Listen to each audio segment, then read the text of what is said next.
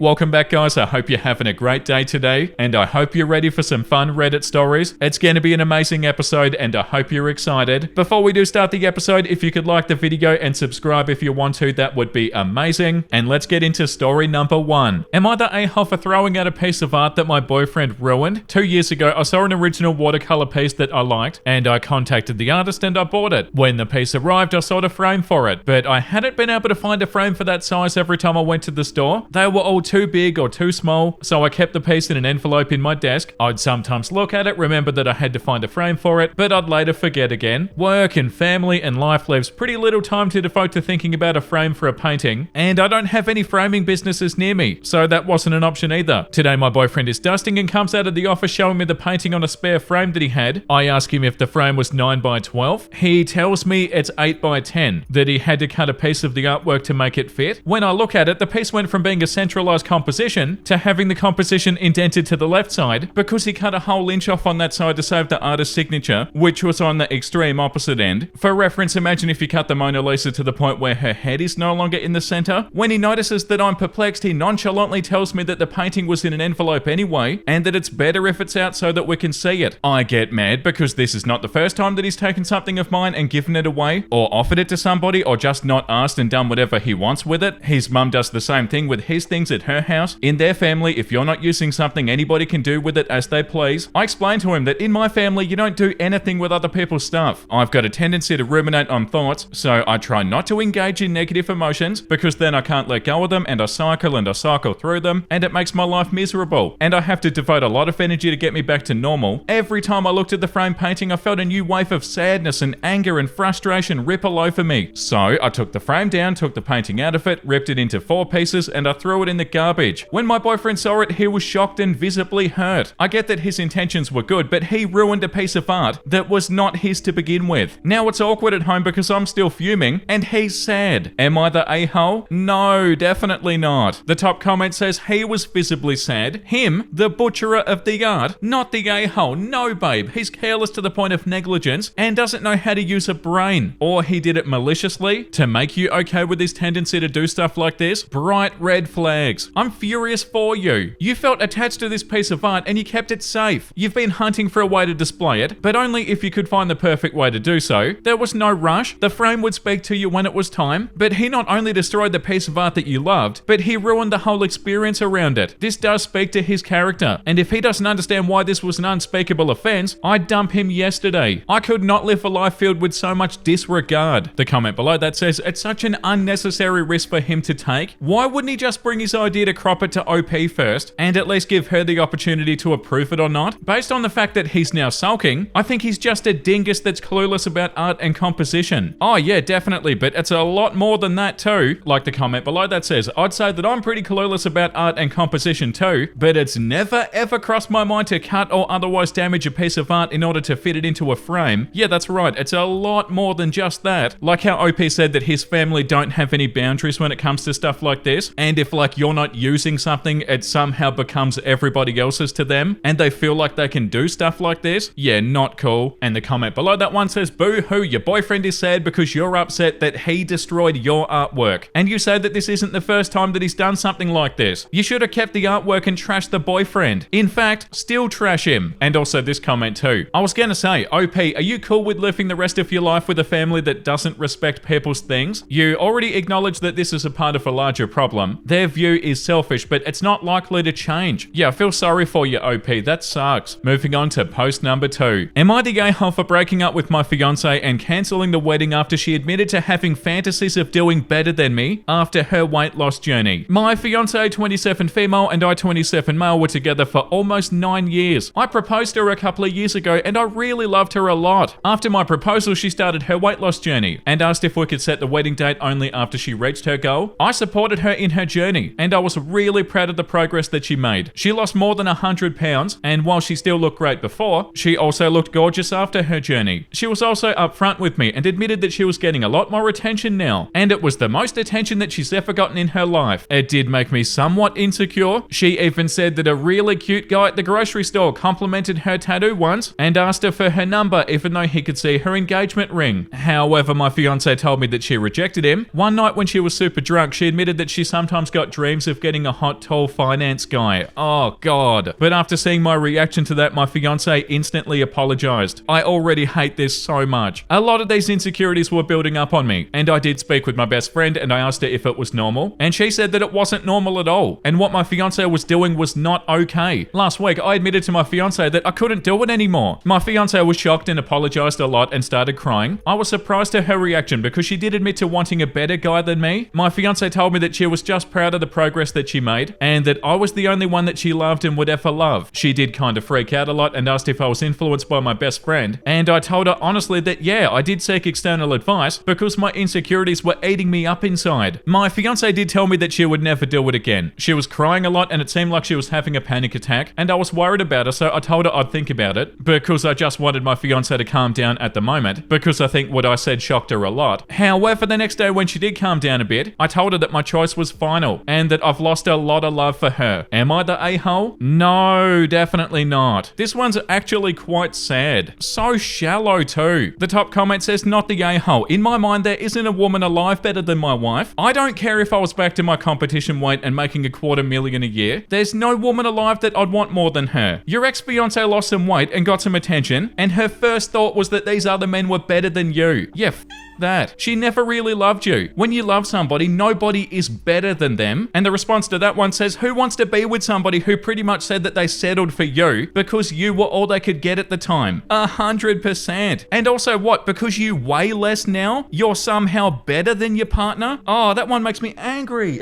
Come on. You're not better than your partner because you're skinnier. And you want a hot, tall finance guy? Is this a joke? The second top comment says, let me tell you a story. Myself and my husband have been quite overweight, obese at some point since we met, more so myself. Over the past 8 to 9 months, we both got into semi-serious workouts, and we look nothing like before. And I too have been getting some more attention in the streets, since I feel a lot more confident than ever. I can tell you right now that I've never ever fantasized about getting somebody better than my husband, because I love him and I want to be with him. I don't care about somebody else's attention and love. So no, you're not overreacting, OP, and what she did was crappy in so many levels. You're right to protect yourself as you should. Not the a-hole, and I'm sorry that she did you dirty like this. You don't deserve it. And the comment below that says, it sounds like she was only with you because she thought she couldn't do any better. Yeah, from what she said, it really does. And like, yeah, okay, OP's partner feels like this now. OP very understandably has been like, okay, so this is how you feel. Well, then I'm out of here because that's really disrespectful, and we obviously want different things. Like, you're definitely not the a-hole, OP. And the consensus on here is definitely not the a-hole. Moving on to post number 3. Am I the a-hole for asking my husband not to walk around all nude because it makes my daughter uncomfortable? Oh, come on. What? So I have a 14-year-old daughter and my husband has 2 sons who were 10. My daughter's dad passed away when she was just 2, and my stepson's mum died when they were around 5. My husband was pretty used to walking around the house naked after showering, since it was only the boys around. But now there's me and my daughter, who again is a teenager. My daughter leaves her door open because of something that happened when she was younger. We had to evacuate and her door got stuck, so she's a bit traumatized by it. Also, my husband has this habit of walking out of the bathroom naked after taking a shower, strolling to the bedroom all chill while scrolling on his phone. My daughter came to me the other day complaining that she doesn't want to see him like that. Of course. I told my husband about it and he was like, okay, but then he got annoyed with my daughter for bringing it up instead of letting it go. Ew. I explained that she thinks seeing her stepfather naked is really disrespectful to both of them and she values his privacy. He suggested that she just start shutting her door, even though he knows about her trauma, and then he said to get her into therapy. Bro, the 14-year-old daughter's not the problem. Put some clothes on. She's already in therapy, and he's actually getting better at shutting the door when she changes. He got all mad, saying that I was choosing her over him. Of course you are, and so you bloody should. We've been going back and forth for like 3 days about the same thing, which is why I'm here. My daughter said that she could just handle it because she hates hearing us argue. Yeah, the top comment, not the a-hole. Also, you should always be choosing your daughter over any man. So his complaint doesn't even make any sense. And the response to that one says not only that, but saying that she needs to get therapy when he's the one who clearly needs it because of whatever reason he thinks he has for strolling nude in front of a 14-year-old girl. Yeah, not the a-hole all the way. Yeah, how gross is this guy? Yuck, like actually revolting. And saying, oh, you should just shut the door. No, you should bloody put some clothes on. Ew. The comment below that one says, not the a-hole. Your daughter shouldn't have to let it go. And no teenager needs to see their mum's husband's ding-dong. If it happens again, he's likely doing it on purpose to see how much he can get away with. Also, showing somebody your genitals without their consent is literally a crime. If any mandated reporter hears this story, you're gonna get intimately involved with CPS. Yeah, this is actually wild. What a creep. OP's got a comment that says, when we got married and moved in, then he started it. He told me when we were dating that he was doing it, but then he stopped, but he got comfortable doing it around his sons. And that's got 260 downvotes. And the response to it says, I'm only interested in your daughter feeling safe and comfortable in her own home, not excuses for his terrible choices. Take this from a girl that was never comfortable with her stepfather and her mother always taking his side. You need to take her side. Her trying to do whatever it takes to keep the two of you from arguing isn't right. You're the adult and her mother. Do right by her. And OP has a comment that says, married to him for just 2 months and he started this like 3 days before my daughter came to me, with 435 downvotes. And the comment below that says, get your daughter out right now. What he's doing is predatory behavior and it's not normal. Your only responsibility is to your child. How can you justify keeping her in this environment? And what do you mean came to me regarding your daughter? Where was she? One of the top comments says, a grown man who willingly is walking around naked in an area that he knows a child, a 14-year-old female child at that, keeps their bedroom door open, is a creep. If you don't choose your daughter over him, you'll be the a-hole. The comment below that one says, Lord baby jeebus, I hope this one's rage bait. Please don't tell me a grown man thinks it's okay to walk with his eggplant swinging with another female in the house. What the hell? Why is this man around your child? Do better as a mother. Yeah, I have kids, all girls. After my stepdad, I promised myself that I'd die before they went through what I did. You the a-hole, why aren't you protecting her? And there is an update here. Update. Wow, thank you for the nice and helpful words, but the other stuff?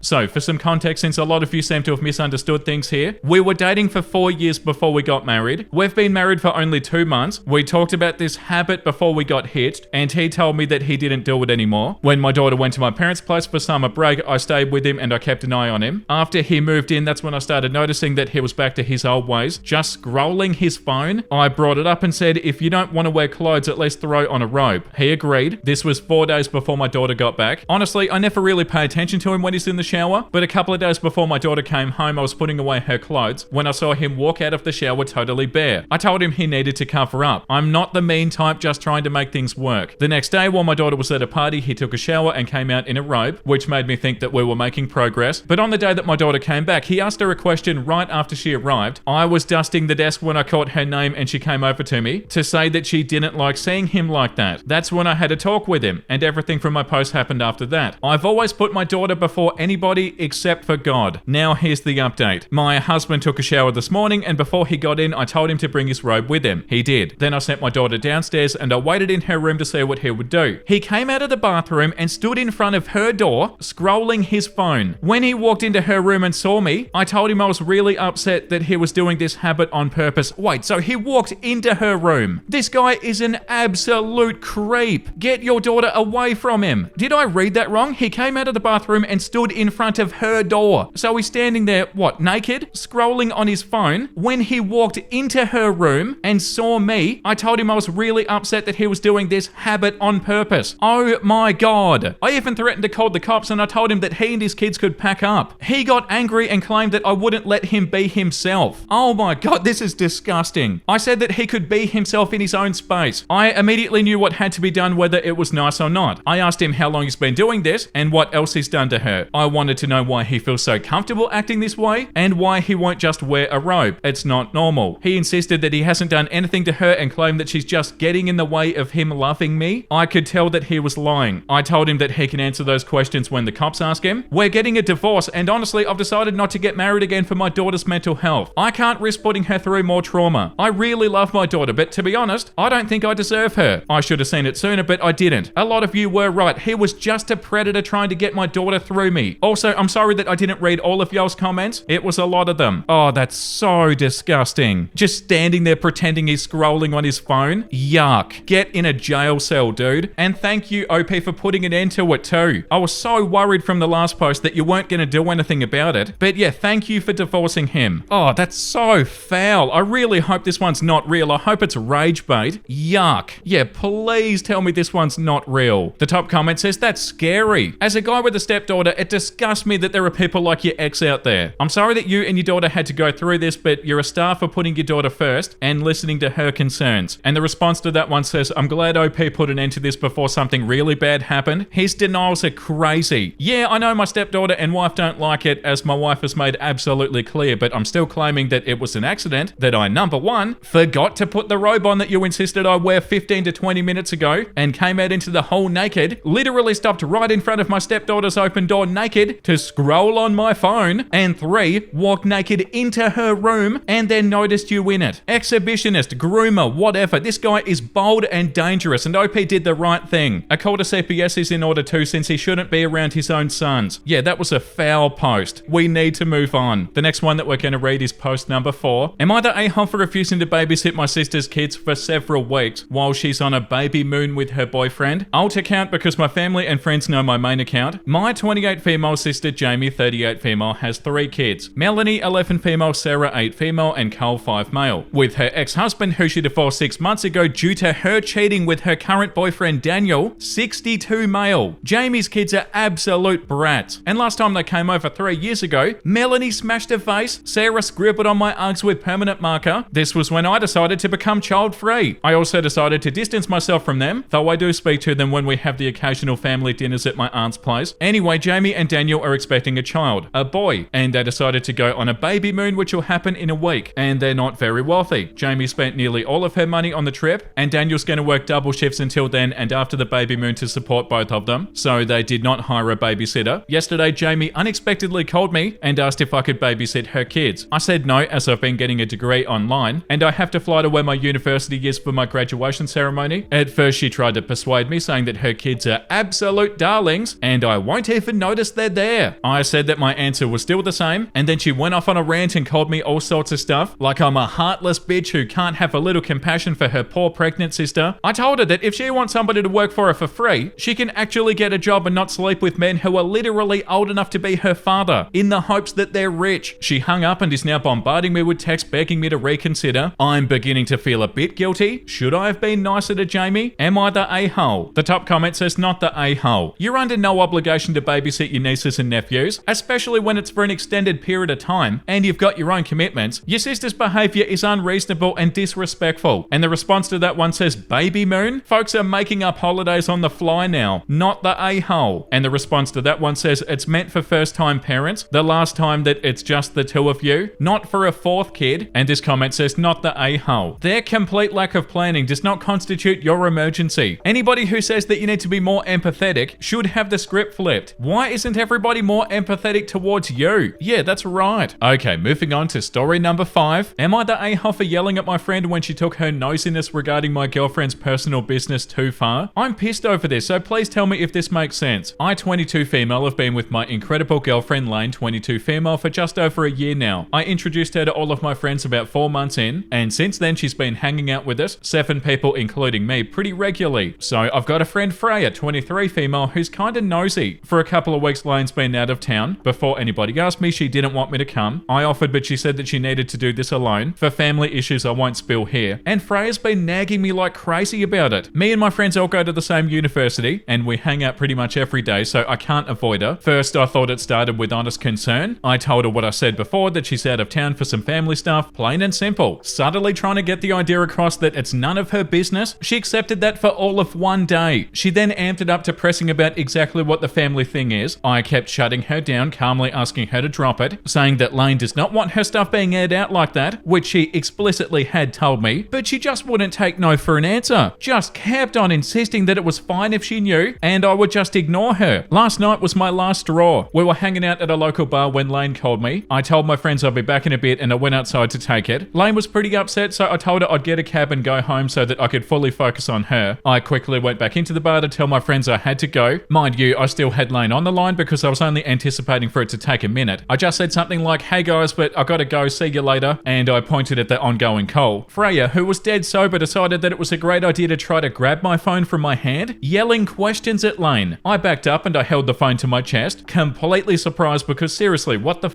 I yelled at her to back off and I told her my girlfriend's personal stuff was none of her business. She spluttered for a second, everybody else just staring at us bewildered before I just left. I talked to Lane on the way home and I told her what happened, but said that it was no big deal right now and I refocused the conversation on what she needed to talk about. By the time I got home, I turned my phone on Do Not Disturb and I was FaceTiming Lane, so I didn't see the messages from my friends until today. Freya was pissed that I yelled at her. How?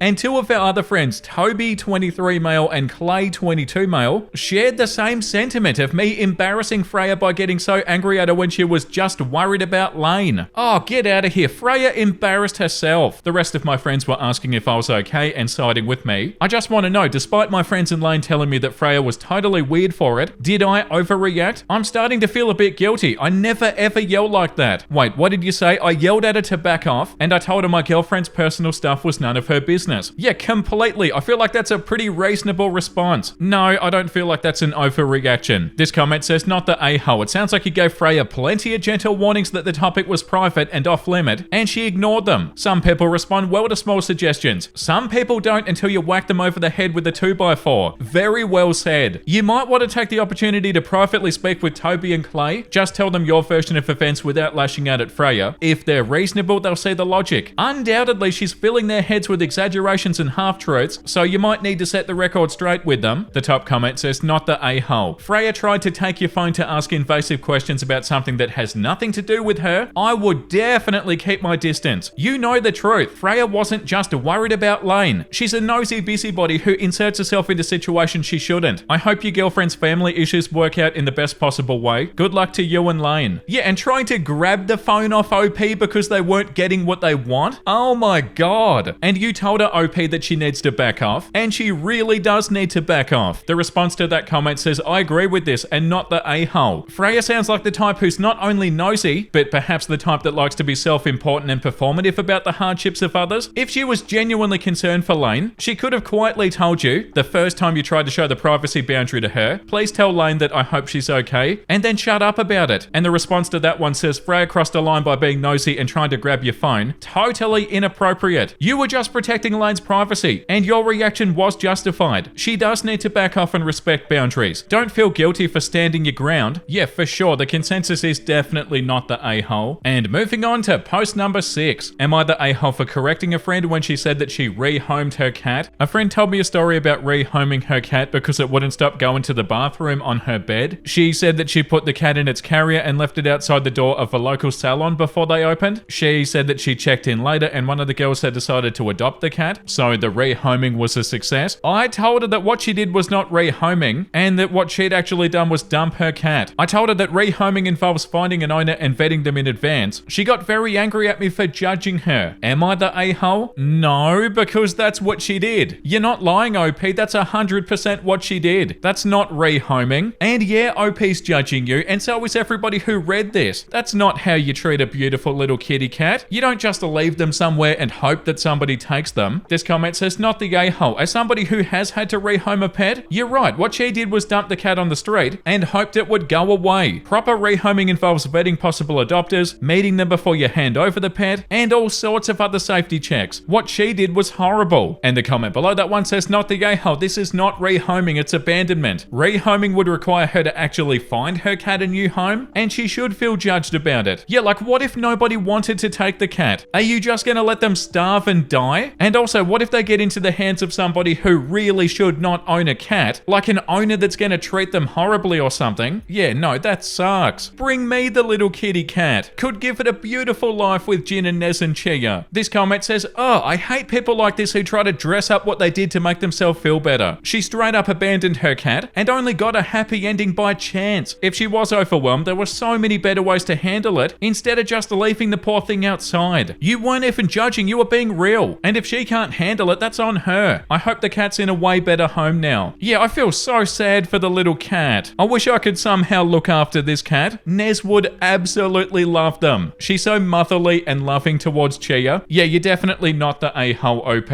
And also, speaking of Nez, the only times that she's ever peed somewhere was when her litter box wasn't as clean as she wanted it to be. Like, there's a reason this cat is peeing on their bed. Like, the cat could have been really anxious and obviously neglected. But yeah, leaving the cat outside somewhere and hoping for the best is not how you handle it. Oh, that's so sad. I hope the cat's okay. Okay, moving on to post number 7. Am I the a-hole for a text I sent in a group chat while in labor? Let's jump into this. I, 29 female, gave birth to my third baby in November. The women in my husband's family, his 2 sisters, our sister-in-law and his mum, and I all have a group chat whereas we send pictures of our kids and tell funny stories about our day, and in this case send updates about possible labor. On this particular day in November at 37 weeks plus 5 days gestation, I reached out to inform them that this might be the day that my newest baby decides to make his grand entrance. I'd been having strong contractions since 5:50 that morning. Everybody except sister-in-law, my husband's brother's wife, responded with excitement and praying hands emojis. Well, according to the nurse at the hospital, I wasn't dilated enough to be admitted, despite the strong and frequent contractions, and that was at noon. I updated the chat. Everybody seemed concerned and asked if I still thought that it might still be that day. I assured that it was probably going to happen that day, judging from past experiences, but I'd go home to labor in comfort. This is where I might be the a-hole. My sister-in-law, who also gave birth to her third baby a couple of months prior, via C-section, I'm not judging nor think of her as less than, just context is key, decided to text how glad she was that I wasn't in real labor, and that it's better that I wait to have the baby another couple of weeks. She then sent me a bunch of screenshots and links to articles about false labor and Braxton Hicks, as if I'd never given birth before, or experienced pregnancy before. I replied mid-contraction, not to be bitty, but this ain't my first rodeo, and I know how to Google things as well, and yeah, I have been checked and they will check again before deciding if I should go home or not. Well, I did go home, only to go back to the hospital a couple of hours later, and I had my baby at 10:15 that night. Sister-in-law does not reply to me in text, and has since unfriended me on Facebook. Not that I really care about this. I just wanted to know if I was an a-hole for what I said, and in hindsight, perhaps I shouldn't have been texting in the group chat while in labor. So Reddit, was I an a-hole? Edit, I meant to elaborate on the C-section detail, which definitely makes me come across as somebody who looks down on her for it, which I don't. Her first baby was a preemie and she had an emergency C-section. Her youngest 2 were scheduled. The point that I was trying to make was that our experiences with pregnancy and childbirth are completely different, which I could have said without the C-section fact. My apologies. Edit, a little bit more info about my sister-in-law and my relationship. She thinks that she's the matriarch of the family, even if she won't admit it. We recently moved out of state, only 2 hours away. It's a long drive, but not as long as they treated, a few months before I gave birth, and she started cutting us out of family get-togethers, and even created a whole new group chat without my husband and me. She's always shocked at how intelligent my husband is because he went to community college instead of a university, like she did. I didn't go to college. I saw no point in going into debt. I didn't know what I would go to college for, so I decided to wait. So she often treats me like I'm unintelligent. Oh, that's so frustrating. I think the snappy text was probably long in coming, but it was definitely poorly timed and shouldn't have been in a group chat. It was not the first time that I'd gone off on it in a group chat either. She singled me out a few months prior, questioning my ability to care for my kids by myself while my husband was away for a couple of days. Yeah, in the big family group chat, so I snapped back. My husband saw the message before me and said, I'll let you handle her, as he held me back many times before to keep the peace. Like I said, it was possibly poorly timed, but it was long in coming. This comment says it's not really about pregnancy and labor. It's a know-it-all giving unsolicited advice on something they really don't know, and then getting butt hurt when you push back. Does this sister-in-law need to always be seen as the expert and the most knowledgeable? Not the a-hole. This comment says I'm gonna go not the a-hole. All those articles and screenshots weren't necessary when you've literally given birth multiple times before this, and you didn't say anything wrong. You've been in labor before, and you've also had Google at your fingertips. I think the context about the C-section is actually important. I'm the only one in my generation of cousins to have had vaginal births. We're all still actively expanding our families, and I can definitely feel the shift when I talk about my labor stories sometimes. I'm not projecting onto your sister-in-law, but my family members can't be the only ones that experience at least a tiny bit of jealousy surrounding it, especially if she has attempted and failed at a vaginal birth after cesarean before. Plus, why the hell are you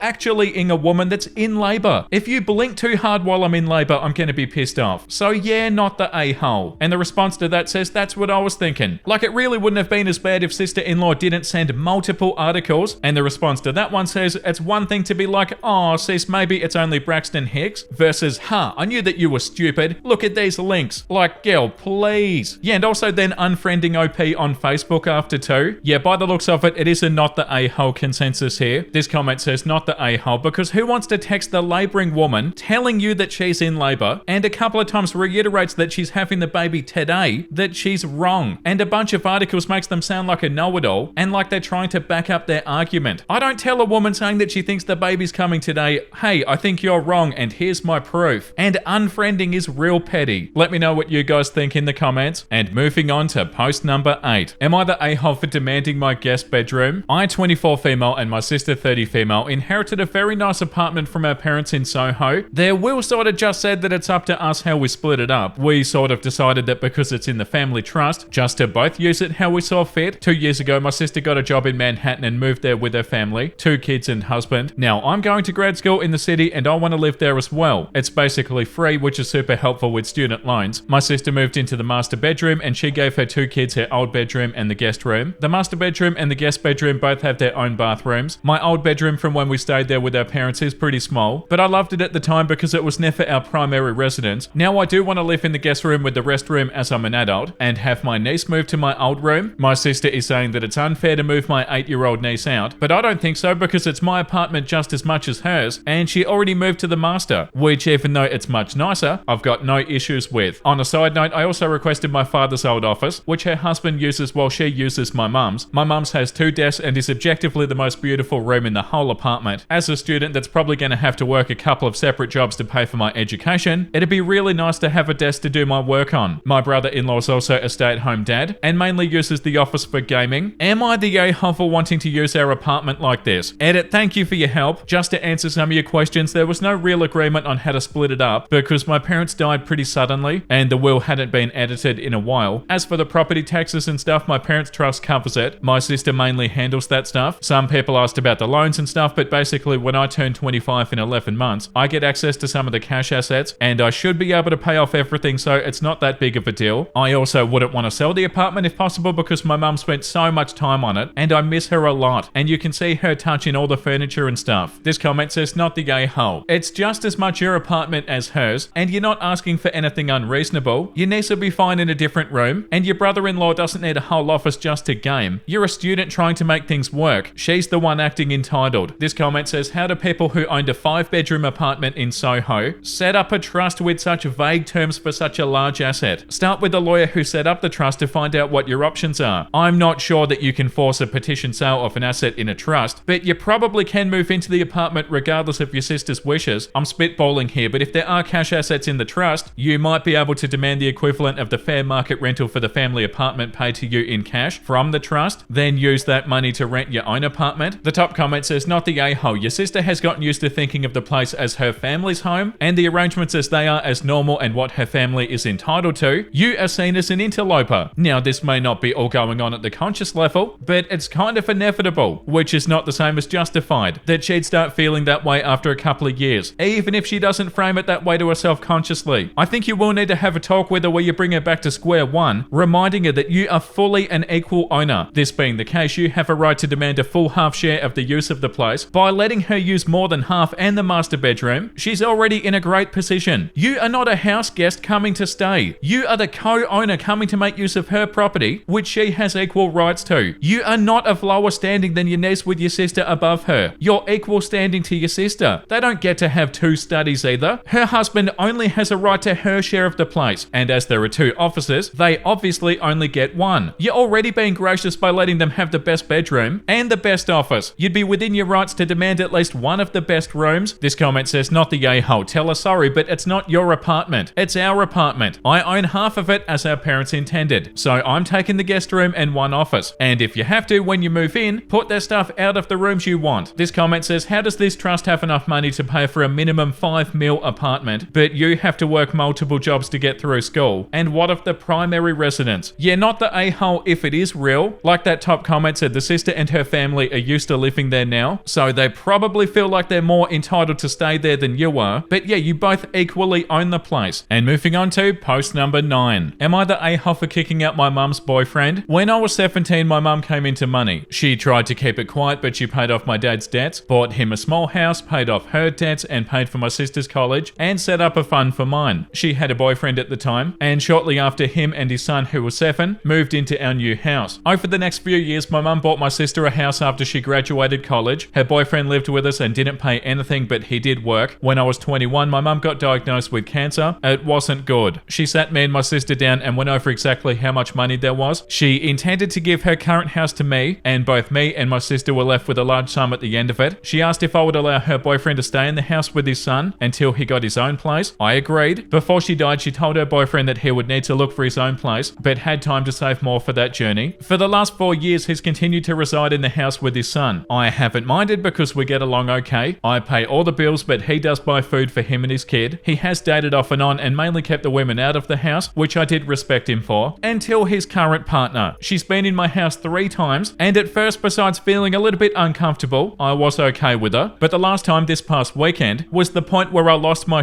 I was making myself some lunch when she came downstairs. She grabbed a plate and went to grab food out of my pan. I asked her what she thought she was doing. She started telling me how I should look for somewhere else to live, and leeching off my dead mum's past relationship as an adult was pathetic. Oh my god. I hollered for my mum's old boyfriend. He came down and I told him that I didn't know what he thought, but I was not going to be disrespected in my house. He wouldn't even look me in the eyes as he mumbled something about my mum promising him the house, and he was just being kind by letting me stay. First of all, that's not even remotely true. Mum pulled him and I together after she asked if he could stay to set expectations. My mum met him shortly before she won the money and told him and us girls that she had no intention of leaving him money. She did set aside a fund for his son for college when he gets there, but he can't touch it. Only his son can. He's been living in this house almost 8 years without paying a dime. He should have plenty of money, and if he doesn't, that's on him. I told him he had 30 days to leave. I wasn't going to house somebody who would lie and disrespect me in my house. He left that night with his son, but his ex-wife called me to tell me that I'm cruel and an a-hole for her son losing his house. He's here every other week. I really feel like my mum didn't expect him to still be here, but my sister said that she feels like I'm breaking my promise to my mum, and that made me feel like maybe I am the a-hole. Wow, I can't believe this. Came downstairs, grabbed a plate, tried to take your food, then said that you were being pathetic and that you're leeching off your dead mum's old relationship. Holy, the audacity. You're not the leech here. This comment says, and he's grieved and is clearly planning on moving on. He told this woman that it was his house and she insulted you. He needs to stop leeching off your mum and your inheritance. He can get his own life together and get his place to live now, as per the agreement he made with your mum, not the a-hole. You've been more than kind. This comment says, if it happened exactly how you said, then you're not the a-hole. If she did say that he had time to save, but would need to look for his own place, that means that she never imagined or wanted him staying for long. So you're breaking no promises. Did she leave him any money or assets? It's totally possible that your mother would be livid if she knew that her boyfriend was still living with her son after 4 years. And OP said no, she created a fund for his son for his college, but that was the only money set aside for him or his son. It's a generous amount, enough for 4 years at a high dollar school. Anything not used for school will be given to him on his 25th birthday, from what I believe she told me. A lawyer and accountant are in charge of those funds, not me or my sister, so I only know what she told us before she died. She was never married to or even engaged to her boyfriend. He lived with his sister and was saving for his own house when mum met him. Him moving in with us was supposed to be temporary and allow him to save for his dream home, but he never left. My mum was like that though. She had a big heart and sometimes people took advantage of that, especially after the money. She bought him a brand new truck when his car broke down, but beyond that and smaller gifts like TV, computer stuff for birthdays and holiday gifts, she did not leave him money. They had no joint accounts. My mum paid everything and he was supposed to be saving for a house the whole time they were together. Yeah, you're so not the a-hole OP. And he's the leech, not you. I can't believe the audacity of the person he was dating. You're getting called a leech in your own house. Yeah, hey, obviously you haven't been told the truth because the boyfriend said that OP's mum promised him the house and he was only being kind by letting OP stay. What a load of crap. Yeah, of course you kicked him out. Understandably, OP. The top comment says, not the a-hole. The critical part here is that your mum asked you to let him stay until he got his own place and to give him time to find one. In that time, instead of looking to find somewhere else to move, he continued to settle into life in the house to the point where he even started bringing a new girlfriend along. He moved on but didn't move out. Him lying to her and telling her that this was his house tells you everything you need to know about his actual intentions to leave. You kicking him out was not abrupt. The clock had run out on your mother's kindness and your obligation to her a long time ago, and he was living there on generously borrowed time. Yeah, 1,000,000% so infuriating. Like, get out of here, dude. You're the leech. Good on you for kicking him out, OP. Yeah, like this comment says, you broke no promises to your mum. He has overstayed his time and should have been out long ago. He lied to the girlfriend also. Don't feel bad whatsoever. Hopefully your sister will learn that you did right. Yeah, frustrating post. And now we're moving on to post number 10. Am I the a-hole for taking my kids to their dad's funeral? I'm gonna jump right in because the funeral is this Friday. My ex-husband passed away away last week in a car accident, very unexpectedly. The troopers came to my house. I'm his emergency contact to break the news. The first person I called was his father, and he flew out the next day with my ex's sister. Before he flew out, he asked me where we should have the service, in Texas where we live or back in Maryland where our families and friends all still live. I told him that I felt like the service needed to be in Maryland because that was where everybody was, and P, my ex's father, agreed. He let me know the funeral home said that they might be able to do a small viewing with just the family, and I agreed to doing that as long as I felt like he was in a condition that he'd be okay with. I met my ex's sister and his dad at the funeral home to go over paperwork and to plan the viewing. He told me all the details for the funeral back home, and we talked a little bit about where my ex worked and his day-to-day life and his home and the probate process. His father was taking care of the probate process and seemed pretty defensive about some of his belongings. I really felt like focusing on my children was more important than arguing over small things in the home. All of that stuff could wait, so I backed off helping with cleaning out the home, and I handed all of his insurance paperwork and other information that I thought might be useful to them, like contacts at his work and his electric login. We had the viewing. Both of our children said goodbye to their dad, and it was very emotional. At the viewing, I mentioned that a friend had paid for our tickets to fly home. As I was realizing how much everything was going to cost and I suddenly was without the financial help of their dad, I was extremely thankful for their generosity. After the viewing, I didn't hear anything from his sister or dad. They didn't ask to see the kids or let me know what was going on with the process, and I was actively trying to navigate the life insurance process while grieving my ex and helping my children with their feelings. The last few days have been a blur of crying and anger for all of us. We're so heartbroken to have lost him. My ex's sister and father flew out on Friday, and around noon I got a call from his father telling me that we were not welcome at the funeral and that my children and I would be a distraction to his family's grieving, my ex's father's families. Oh, how dare you, dude? I'm so shocked and hurt. I told him I'd never heard anything so hateful, and the conversation was over. My ex's father and sister have never visited Texas. We've lived here for 4 years. They were not close and had no idea where he worked or even any recent photos of him. We were divorced, but we were still good friends, and my ex was a devoted father. His children were his world. Am I the a-hole for not listening to his father and still taking them? The funeral is open to anybody. I can't imagine us being there among hundreds of other people will really be a problem. Edit for those asking his reason. He said, well, I gave you a nice service here. We had a short viewing only and had previously agreed to the service being in Maryland. So no, there was no service. Also, for clarity, I'm the beneficiary on the policies. My ex and I did his open enrollment together every year, and we put each other as our beneficiaries to make it easier if anything like this ever did happen. I've got a wrongful death attorney, and he is helping me with the process, but I will reach out to a probate attorney. Thank you to everybody for the advice on SSI. Oh, that one is so sad. The top comment says, not the a-hole, and call the probate officers and let them know that your children are their heirs. Your ex-father-in-law seems like he's going to try to cut the kids out of their money. Yeah, the second top comment. You're the emergency contact. Your kids are the immediate family. He doesn't get to tell you that you're a distraction. Not the a-hole. What a truly bizarre and cruel thing to do to his grandchildren. Yeah, what a piece of crap, for real. Exactly like that comment says. He doesn't get to tell you that you're a distraction. Yeah, that's revolting. The comment below that says, not the a-hole. Attend with your kids. Also, protect your kids. They're likely the next of kin and have rights. If necessary, cut ex-father-in-law out of the equation and file for probate and to be the executive for your children. This whole thing sounds shady, and like your ex's family wants to cut your kids out of the process. Yeah, for sure. I can't believe this one. It's so awful. Calling you and your ex's own children a distraction. That's actually ridiculous. Oh no, that's enough for today. We need to read something wholesome so bad. Frog has you. It's gonna be okay. Everything will get better. I frog-and swear.